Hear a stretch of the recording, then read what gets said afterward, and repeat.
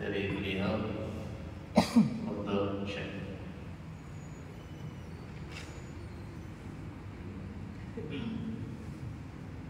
Bismillahirrahmanirrahim. Assalamualaikum warahmatullahi wabarakatuh. Alhamdulillahirabbil alamin. Wassalatu wassalamu ala asyrafil anbiya'i wal mursalin sayyidina wa nabiyyina Muhammadin wa ala alihi wa sahbihi wa man tabi'ahum bi ihsanin ila yaumiddin. Amma ba'du, subhanaka la ilma lana illa ma 'allamtana innaka antal alimul hakim. Rabbi shrah li sadri wa yassir li amri wahlul 'uqdatam min lisani yafqahu qawli. Wala haula wala quwwata illa billah, wala haula wala quwwata illa billah, wala haula wala quwwata illa billahil 'aliyyil 'azim. Qala Allah ta'ala fil Qur'anil Karim, liyashhadu manafi'a lahum wa yadhkuru ismallah fi ayyamin ma'lumatin 'ala ma razaqahum min bahimatil an'am. Wa qala an-nabiy sallallahu alaihi wasallam, ma min ayyamin al-a'malu as-salihu fiha ahabbu ila Allah min hadhihi al-ayyam, ya'ni ayyam al-'ashr. Qalu ya Rasulullah, wal jihadu fi sabilillah? Qala wal jihadu fi sabilillah. Qala illa man kharaja bi nafsihi wa malihi wa lam yarji' dhalika bi syai'in wa bi syai'in. Atau kama qala Nabi sallallahu alaihi wasallam, sadaqallahu al-'azim wa sadaqa rasuluhu an-nabiyyul karim wa nahnu 'ala dhalika minasyahidin wa syakirin walhamdulillahi rabbil alamin. Para alim ulama, guru agama, tokoh masyarakat, hadirin wal hadirat, jamaah salat maghrib yang ada di Masjid Al-Dzikra Barabai yang dirahmati Allah Subhanahu wa taala. Alhamdulillah, pada malam hari ini dengan kasih sayang Allah, dengan taufik hidayah Allah, kita semua diberikan kemudahan untuk melaksanakan sholat maghrib bersama-sama berjamaah di masjid ini. Lalu kemudian dilanjutkan dengan sedikit kita belajar bersama-sama tentang ayat Allah, tentang hadis Nabi Sallallahu Alaihi Wasallam. Semoga dengan perkumpulan kita pada saat ini mengundang rahmat Allah Subhanahu wa taala, membuat kita semua diridhai oleh Allah Subhanahu wa taala, membuat kita dimuliakan oleh Allah Subhanahu wa taala di dunia bahkan nanti di akhirat. Amin ya rabbal alamin. Salawat dan salam selalu kita curahkan kepada junjungan kita Nabi besar Muhammad sallallahu alaihi wasallam, juga kepada keluarga, sahabat serta pengikut beliau ila yaumiddin. Bapak Ibu hadirin wal hadirat rahimakumullah. Kita ini masih berada di bulan Zulqa'dah, atau mungkin masuk, antara masuk sudah kita awal Zulhijjah atau sisa 1 hari lagi di bulan Zulqa'dah. Artinya tidak lama lagi, kadalawas lagi kita dapat hari raya pulang. Kalau udah kami itu hari raya Tahuan, ya, artinya kadang ditunggu-tunggu dapat hari raya.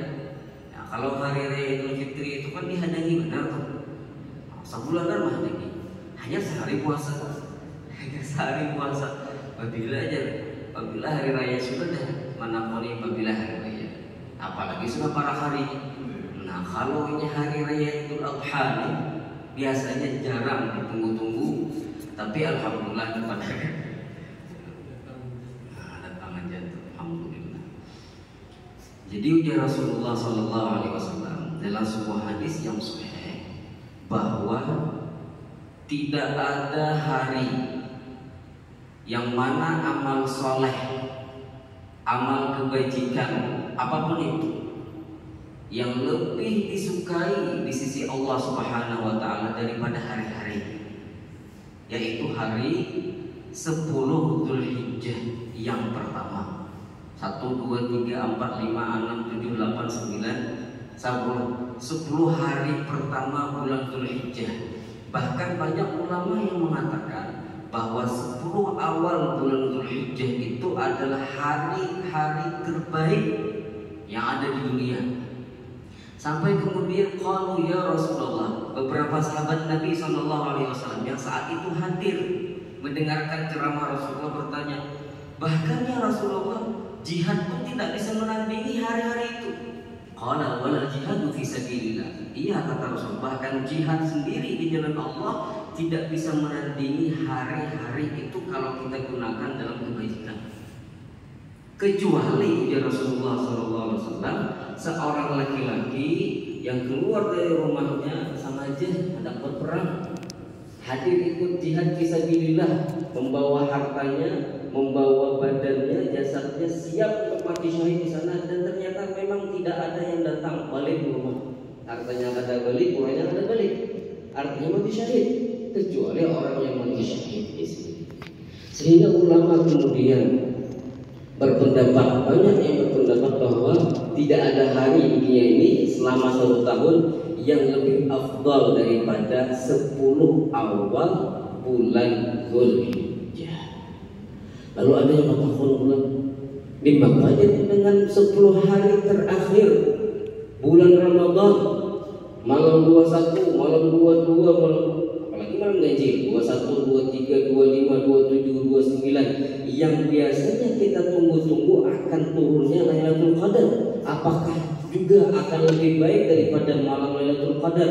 Disinilah ulama kemudian mengatakan tidak ada pertentangan dengan yang ini lawan yang Lailatul Qadar tadi. Kalau kita melihat dari siangnya, maka 10 awal bulan Dzulhijjah lebih afdal daripada 10 hari terakhir bulan Ramadan. Tapi kalau melihat malamnya, maka tidak ada malam yang lebih baik daripada malam Lailatul Qadar. Tidak ada malam yang lebih mulia di sisi Allah daripada 10 malam terakhir bulan Ramadan. Ini yang disampaikan oleh ulama-ulama termasuk Ibnu Katsir rahimahullah taala dalam kitab tafsir beliau, Ibnu Katsir juga dengan Imam Ibnu Qayyim rahimahullah taala dalam kitab beliau.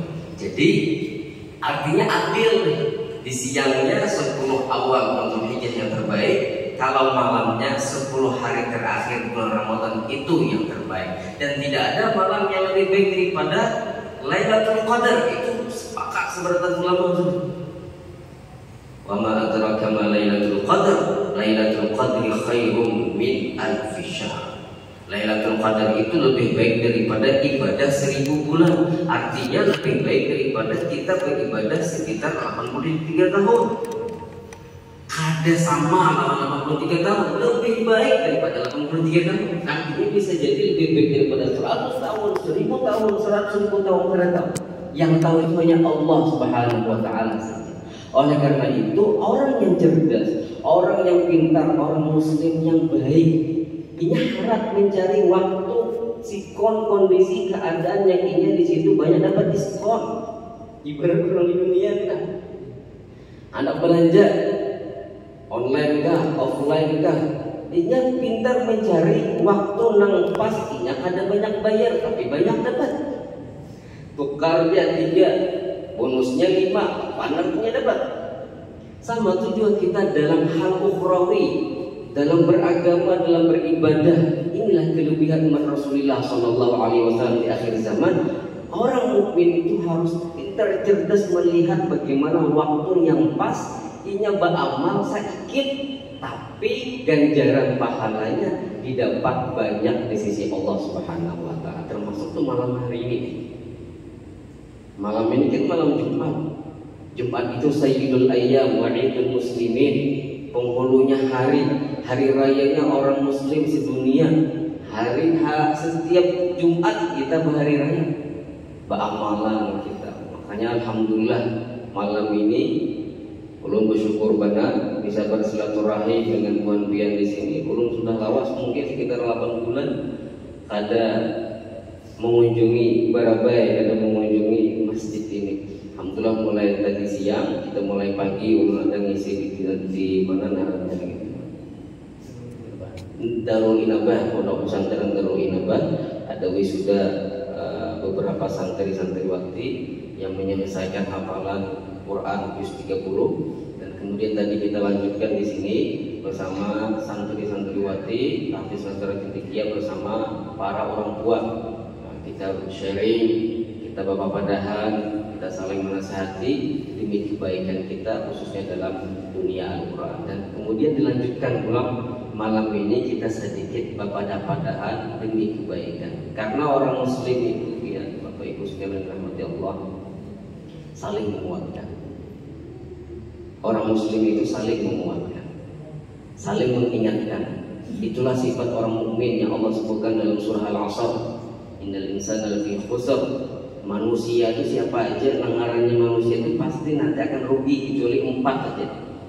Illal ladzina amanu, yang beriman, wa amilus shalihat, yang beramal saleh, wa tawassaw bil haq, saling mengingatkan akan kebenaran, wa tawassaw bis sabr, saling mengingatkan akan kesabaran. Kalimatnya di dalam Al-Quran ayat ini saling, ya, saling itu artinya kadang ulun, kadang biar yang mengingatkan, kadang sidin yang mengingatkan, kadang selalu, kadang melulu yang pakai sorban mengingatkan, tidak melulu yang pakai jubah yang selalu memberikan penerangan kepada orang lain.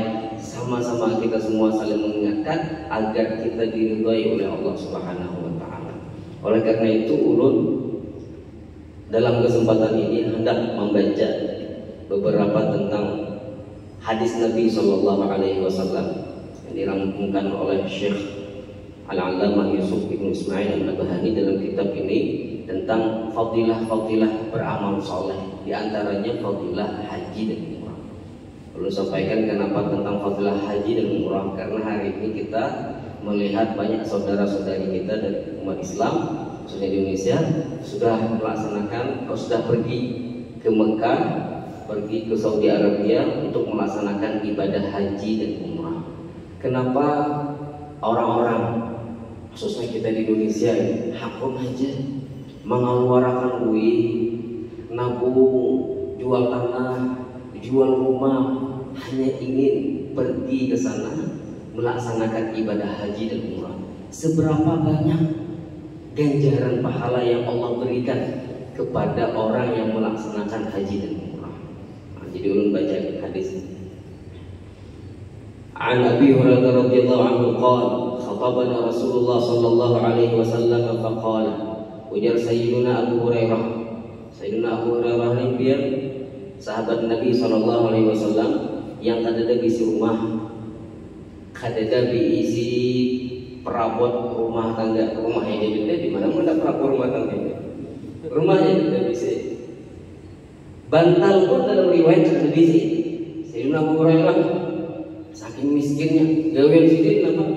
Baliku jalan Rasulullah. Kalau bahasa kami itu baliku. Bahasa sini kayaknya baliku itu nih berparak sama Rasulullah. Ibaratnya kamana Rasulullah kasih itu tuh Sayyidina Abu Hurairah. Kadang-kadang ketinggalan ada kalam perkataan Rasulullah Sallallahu Alaihi Wasallam didengar oleh Sayyidina Abu Hurairah, direkam sini di otak, diingati sini, disampaikan sini ke lain, sehingga Sayyidina Abu Hurairah radhiyallahu anhu menjadi sahabat Nabi Sallallahu Alaihi Wasallam yang paling banyak meriwayatkan hadis yang sampai kepada kita. Berdiri di masjid itu di emperan Masjid Nabawi, Ahlus Sufah namanya, karena saking miskinnya. Tapi tadi bersama Rasulullah terus, majelis ta'lim terus. Jadi banyak maklumat yang didapat oleh Sayyidina Abu Hurairah yang tidak didapat oleh orang lain, bahkan melebihi Sayyidatuna Aisyah radhiyallahu anha. Sayyidatuna Aisyah radhiyallahu anha istri Nabi yang paling pintar, yang paling luas, satu-satunya yang bujang. Sidin itu banyak meriwayatkan hadis bersama Rasulullah di rumah, tapi Sayyidina Abu Hurairah yang hidup di masjid lebih banyak meriwayatkan daripada Sayyidatuna Aisyah.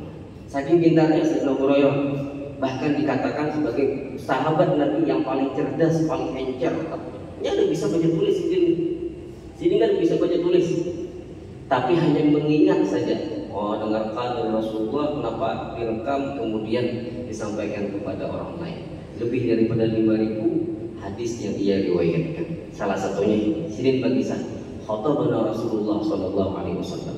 Rasulullah menyampaikan khutbahnya kepada kami, faqala, dengan mengatakan, ya ayyuhan nas, ya Rasulullah, wahai umat manusia, qad furida 'alaikumul hajju fahujju, telah diwajibkan atas kalian haji, maka haji lagi. Bahasa kita tuh haji lagi.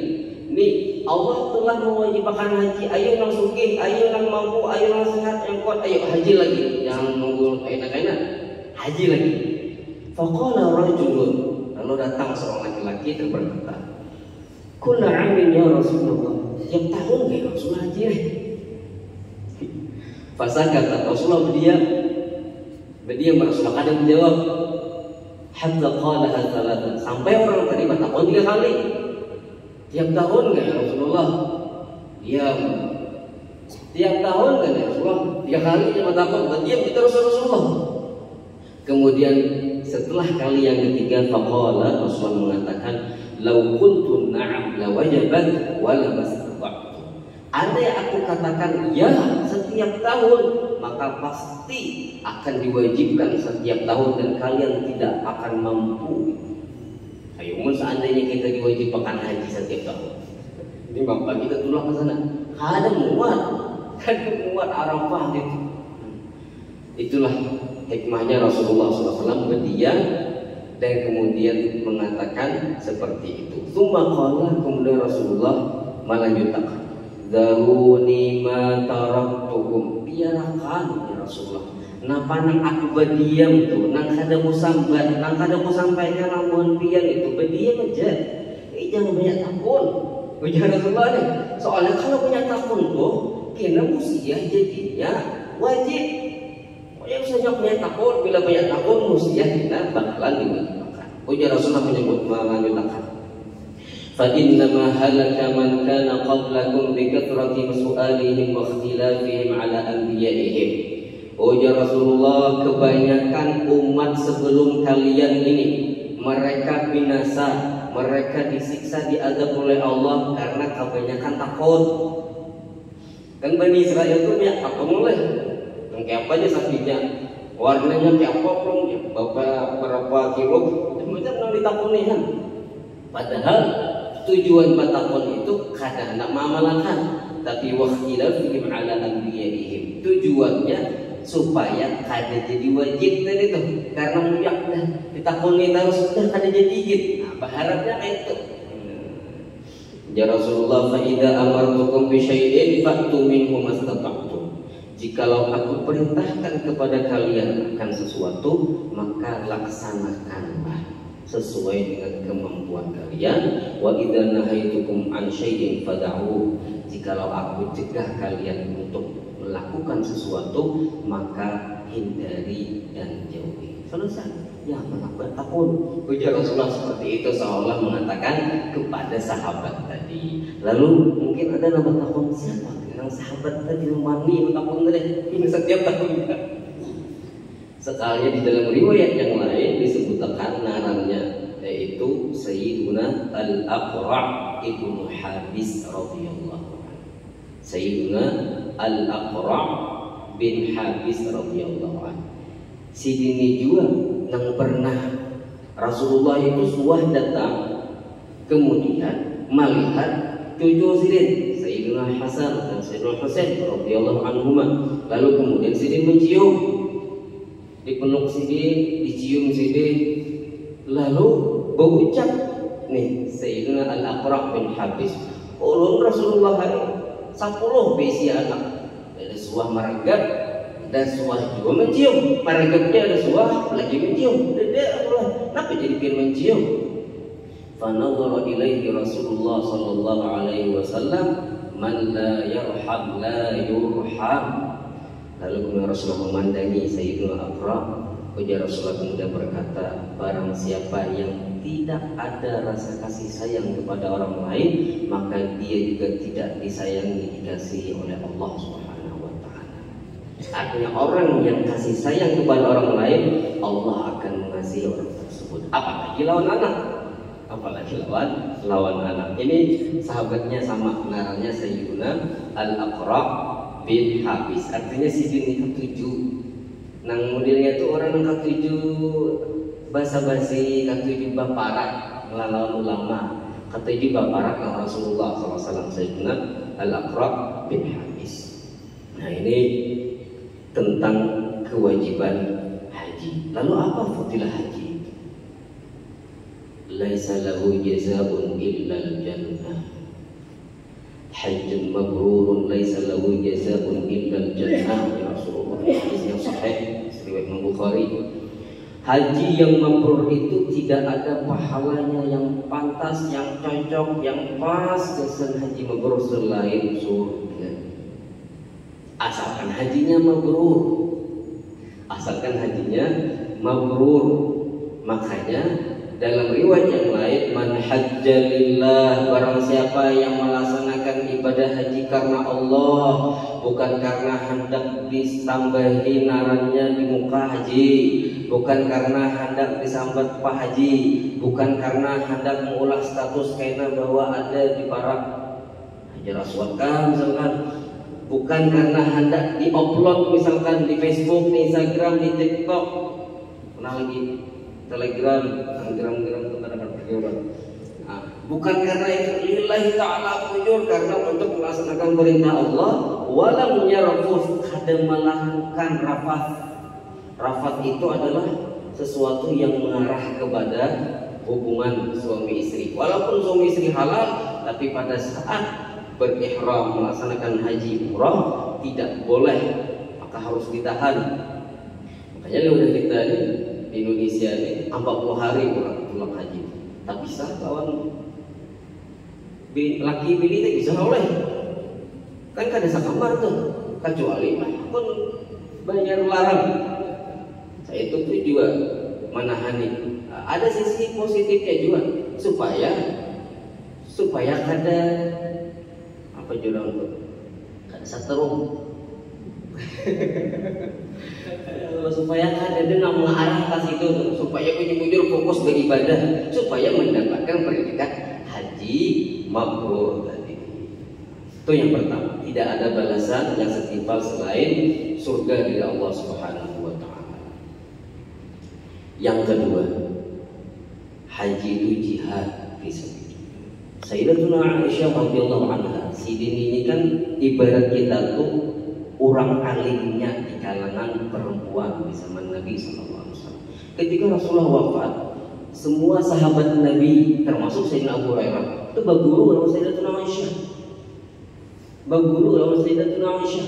Karena Sayyidina Abu Hurairah walaupun banyak meriwayatkan hadis lebih banyak daripada Sayyidatuna Aisyah, tapi ada hadis yang ada tahu Sayyidina Abu Hurairah yang diketahui oleh Sayyidatuna Aisyah saja. Kenapa ya? Hadis-hadis tentang keharmonisan cinta kasih sayang antara Rasulullah dan Sayyidatuna Aisyah. Ya, orang privasi yang di rumah aja. Nang kisah Rasulullah mandi lawan Sayyidatuna Aisyah. Nah itu kan kajian dari riwayatnya sahabat lain yang meriwayatkan siapa yang pelakunya, yang merasakan itu. Nah, makanya akhirnya sahabat Nabi yang lain bawa guru lawan Sayyidatuna Aisyah radhiyallahu anha. Jadi sini pernah ucapnya Rasulullah, nura al-jihad afdal amal. Kami sangka, menurut kami dengan bibinian ini, bicara Sayyidatuna Aisyah, kadada amalan tuh yang lebih mulia, lebih afdal di sisi Tuhan, di sisi Allah itu daripada jihad fisabilillah. Jadi siapa kami ini? Kami ini bibinian, kada tulak perang, kan iman spasi ini modelnya. Kami hendak juga dengan kayak tuan laki yang dapat pahala jihad fisabilillah. Oh ya Rasulullah pun biang kada perlu. Jihadukunna al-hajj wal umrah. Jihad buat pian kaum perempuan yaitu melaksanakan ibadah haji dan umrah. Jadi walaupun bibinian kada haji, kada tulak berperang di jalan Allah, tapi ada solusi pahala yang sama yaitu dengan melaksanakan haji lawan umrah. Yang ketiga, orang yang haji, orang yang umrah itu tamunya Allah. Bahasa tamu Allah ini kita mendengar sebiasa ya tamu Allah bagus mulia. Tapi kalau kita cermati dengan seksama, yang artinya tamu Allah ini luar biasa dan pangkatnya. pian suara batamu lawan Pak Jokowi. Suara ngalih tulang presiden gitu. Ini disambat sebagai tamunya. Nengaranya tamu ya. Kita ini ampun rumah dapat tamu orang. Borun lah pian kadang nyuruh masuk, kadang menyuruhi baju. Ini tamunya Allah. Allah akan berikan segala apapun yang diminta oleh tamu. Jadi doanya makbul. Orang haji umrah itu doanya makbul, luar biasa makbulnya. Jadi apa yang mereka minta Allah akan berikan. Idza da'u ajabahum. Kalau mereka berdoa meminta sesuatu, Allah akan ijabah doa mereka. Wa in istaghfaru ghufira lahum. Jika meminta ampun, maka Allah akan ampuni dosanya. Makanya tuh kayaumi waladatu ummuhu. Orang yang dapat haji mabrur pulang ke kampungnya seperti anak bayi yang baru dilahirkan oleh mamanya, habis sudah pure orang sekali. Ada lagi dosa habis. Ada dosa lagi habis, kecuali dosa yang menyangkut hubungan manusia atau yang harus taubat kepada Allah Subhanahu wa taala. Ini orang yang melaksanakan haji dan umrah. Makanya biar orang haji umrah boleh kita sambut nih. Mau bersalamatan dulu, sambut bersalamatan. Habis itu kita salami, kita ragam. Nah itu sunnah Nabi SAW. Rasulullah SAW punya seorang sahabat namanya Usama bin Zaid. Usama bin Zaid radhiyallahu anhu, beliau ini punya gelar Hibbu Rasulillah, kekasihnya Rasul. Sebelum ada larangan dari Allah untuk mengangkat anak, dulu Rasulullah mengangkat anak. Usama itu jadinya binnya lain bin Zaid, lain bin apanya, bin Muhammad Rasulullah. Saking sayangnya Sayyidina Usama. Tapi kemudian turun ayat Al-Quran di dalam juz 22, larangan mengangkat anak, menisbahkan bin kepada orang itu.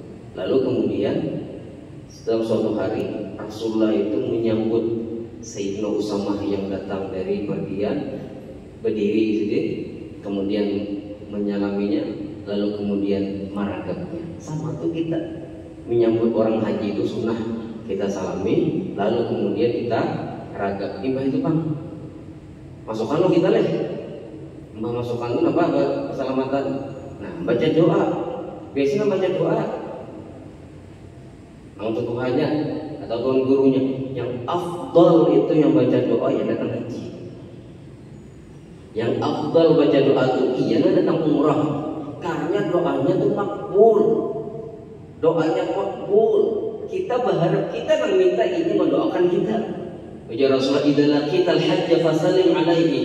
Jikalau Anda bertemu dengan orang yang haji, fasallim alaihi, maka ucapan salam kepada Sayyidina, assalamualaikum, rawat, tegur dia, wasafihu, dan salami Sayyidina. Wa murhu an yastaghfira laka qabla an yadkhula baitahu, dan mintainya untuk supaya mendoakan kita supaya Allah mengampuni dosa kita. Kita nak minta lawan Sayyidina sebelum inya masuk ke rumah Sidin, sebelum masuk ke rumah. Makanya lepas kita menyambut itu, kita minta supaya Sidin mendoakan kita, karena Sidin tadi dosanya Allah Subhanahu wa taala hapuskan dan doanya Allah Subhanahu wa taala kabulkan. Fa innahu maghfurun lah, karena orang itu sudah Allah ampuni dosanya. Tapi tadi syaratnya hajinya mabrur. Mun hajinya kada mabrur, dosanya tidak terampuni. Hajinya seolah-olah seperti debu yang terbang ke langit, tidak ada manfaat, haba'an mansura. Seperti debu yang berterbangan di langit, tidak ada apa-apa, tidak dapat apa-apa. Di antara tanda haji yang mabrur itu adalah ketika dia pulang, ibadahnya, taatnya semakin bertambah, rasa takutnya kepada Allah semakin bertambah, semakin gemar dia menjauhi maksiat dan mendekati masjid, semakin dekat dengan ulama, semakin dekat dengan majelis taklim. Itu ciri orang itu mendapatkan predikat haji yang mabrur. Makanya sunnah sebelum melaksanakan haji dan umrah orang bertaubat. Makanya baik kepada kita ada adat melaksanakan sembahyang hajat. Sembahyang hajat kan kita biasanya maaf-maafan. Supaya kada lagi sangkut paut lawan manusia, kemudian juga orang tadi bertobat kepada Allah, supaya datang ke sana hatinya bersih, siap melaksanakan ibadah haji, siap bertemu dengan Rasulullah SAW di Raudhah di kubur beliau, dan siap untuk mendapatkan siraman yang luar biasa dari Allah berupa rahmat Allah Subhanahu wa Ta'ala. Mbah tu bang, apa kita nih? Kita ini kada haji. Ya boleh. Kita ini kan menyaksikan saja di TV, di HP, orang tulakan haji, orang tulakan kena ada wukuf ke Arafah, mendapatkan keistimewaan yang luar biasa dari Allah. Kita bang, kita yang kemudian bisa punya niat sudah, tapi kada ada kemampuan fisik, kada mampu misalkan, atau duitnya ada, itu yang paling banyak oleh kita, duitnya kada ada, atau bahkan duitnya ada tapi orangnya kada sehat, atau apa kehalangan yang lain. Bagaimana kita juga bisa mendapatkan keistimewaan itu? Agama kita ini luar biasa. Allah itu sangat rahim kepada kita. Ada pun solusinya. Nang kaya tadi kaum perempuan kadang kawanya jihad di jalan Allah, tapi ada haji murah. Kawanya dapat pahala jihad. Kita nang kada kawah haji pun juga Allah Subhanahu wa Ta'ala berikan. Ada amalan-amalan yang kalau kita laksanakan, maka kita akan mendapatkan pahala haji dan umrah. Bahkan setiap hari bisa kita dapatkan. Yang pertama yang kita rancak mendengar, yaitu man shalla subha fi jama'atin. Barang siapa sembahyang subuh berjamaah di masjid, lalu kemudian dia duduk berzikir atau majelis taklim, baca Quran, kada ada berbicara tentang dunia, kada ada urusan dunia, tentang akhirat aja sampai waktu isyraq, tunggu 10 menit 12 menit, tergelincirlah kemudian baru ia sembahyang sunat isyraq 2 rakaat, maka dia mendapatkan pahala haji dan umrah yang makbulah, yang sempurna. Ini jaminannya Rasulullah, sempurna. Ini nang kada derianya, nang kada ada puasnya gara-gara selfie dan tapi pahalanya dapat walaupun kada cuma hari-hari kita laksanakan itu, berarti setiap tahun 365 kali haji dan umrah yang kita dapatkan. Itu harap. Yang kedua, orang yang selalu aktif melaksanakan sholat 5 waktu berjamaah. Man masya ila masjid li fardhi, barang siapa yang pergi ke masjid untuk melaksanakan sholat fardu, maka dia mendapatkan pahala haji. Barang siapa yang datang ke masjid untuk melaksanakan sholat sunat, maka dia mendapatkan pahala sempurna. 5 kali sehari, 5 kali haji dah, tambah tadi subuh kali 6 dah, kali akan biar walaupun kan tulis di mukanya kan tulis haji, tapi di sisi Allah hajinya berapa tinggal ada tulisan haji. Yang terakhir yaitu al-umratu ilal umrati kafaratun lima bainahuma. Umrah yang pertama kepada umrah yang kedua itu adalah pelipur atau penghapus dosa di antara keduanya. Dan haji tidak ada balasan, yang sampaikan tadi, selain jannah, yaitu surga. Yang terakhir yang bisa kita dapatkan pahala haji yaitu menghadiri majelis ilmu, majelis taklim, majelis zikir. Kada harus majelis ilmu Bapak Ibu sekalian, majelis zikir pun malam ahad atau yang tadi sebelum maghrib itu kan kada ada ceramahnya tuh. Majelis zikir saja termasuk itu. Barang siapa dalam hadis Nabi pergi di pagi hari ke masjid untuk mempelajari satu bab ilmu atau ingin mengajarkan ilmu atau zikir, majelis zikir, maka ia mendapatkan pahala Allah. Barang siapa yang datang ke masjid atau tempat majelis taklim belajar ilmu atau majelis zikir di sore hari termasuk malam, maka dia mendapatkan pahala haji. Berapa deh? 6 tambah 1 7 kali 365. Nah, hitung seorang jikin biasanya pahala pian ya Allah. 10 tahun kayak itu, 50 tahun pian seperti itu. Nanti pian akan kaget di yaumil akhir. Makanya dalam hadis yang sahih Rasul juga mengatakan nanti ada beberapa kelompok umatku yang kaget, tahajud di akhirat nih. Umat, aku kan sholat haji sini. Kenapa banyaknya pahala haji nih? Beribu-ribu, ratusan ribu pahala haji. Di mana dapatnya? Nah itu yang tadi. Atau bisa jadi gara-gara sini, gara-gara kalimat hanya beberapa diutarakan dari mulut sini, orang kemudian akhirnya hakun haji, dapat pahala haji. Pak Taufik kan bisa duit kalau udah jangan mahal yang kena haji lagi. Lalu kemudian kalimat yang tadi karena hati sidin tersentuh sidin udah begitu sidin 500 juta tolak tahun kena haji, langsung haji dapat pahala menyampaikan tadi. Kadang merasa ucapan yang sedikit tapi bernilai positif itu menyentuh hati seorang, kemudian orang tadi melaksanakan ibadah akhirnya mengalir pahalanya kepada orang tersebut. Ini nang tahajud nang baik ini gue. Ada juga tahajud kada baik. Melihat di akhirat Allah Akbar di sini, asal kada suatu berzina di sini, kada suatu mencuntak, kada suatu membunuh orang. Kenapa nih maka ada catatannya nih?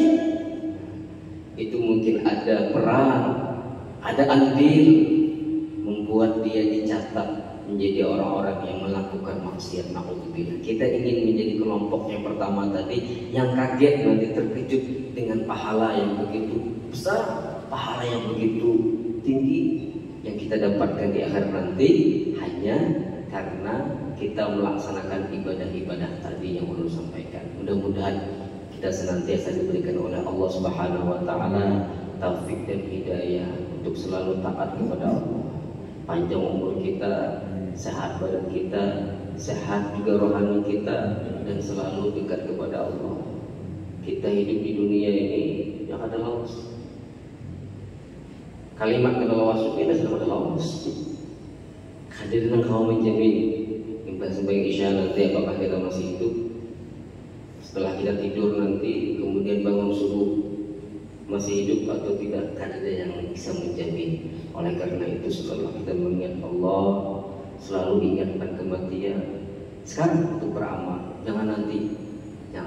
Bahkan ada satu ancaman hadis Nabi SAW bagi orang yang kaya, bagi orang yang mampu hendak haji tapi ditunda. Kayaknya kita punya sini. Kayaknya jadi ulama jangan ditunggu sampai lewat 5 tahun.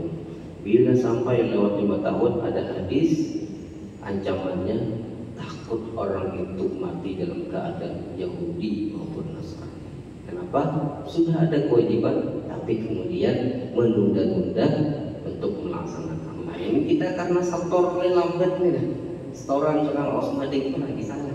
Nah lain bisa. Ya, mudah-mudahan kita semua diberikan rezeki oleh Allah bisa melaksanakan ibadah haji dan umrah ke Mekah Al-Mukarramah Al-Madinah Al-Munawwarah. Amin ya rabbal alamin. Mungkin pengajian kita dalam kesempatan hari ini cukup sampai di sini. Mudah-mudahan bermanfaat. Wallahu a'lam bishawab. Al-Fatihah. A'udzu billahi minasyaitonir rajim. Bismillahirrahmanirrahim. Alhamdulillahirabbil alamin arrahmanir rahim. إياك نعبد وإياك نستعين اهدنا الصراط المستقيم صراط الذين أنعمت عليهم غير المغضوب عليهم ولا الضالين آمين. آمين يا الله. بسم الله الرحمن الرحيم. الحمد لله رب العالمين وصلى الله على سيدنا محمد وعلى آله وصحبه أجمعين. اللهم انفعنا بما علمتنا وزدنا علما نافعا وارزقنا فهم النبيين وحفظ المرسلين وإلهام الملائكة المقربين برحمتك يا أرحم الراحمين. اللهم إنا نسألك علما نافعا وقلبا خاشعا ويقينا صادقا ولسانا ذاكرا شاكرا ورزقا واسعا حلالا طيبا مباركا فيه وعملا متقبلا. ربنا هب لنا من أزواجنا وذرياتنا قرة أعين واجعلنا للمتقين إماما. ربنا آتنا في الدنيا حسنة وفي الآخرة حسنة وقنا عذاب النار. وصل اللهم على سيدنا محمد وعلى آله وصحبه وآله وسلم. الحمد لله رب العالمين.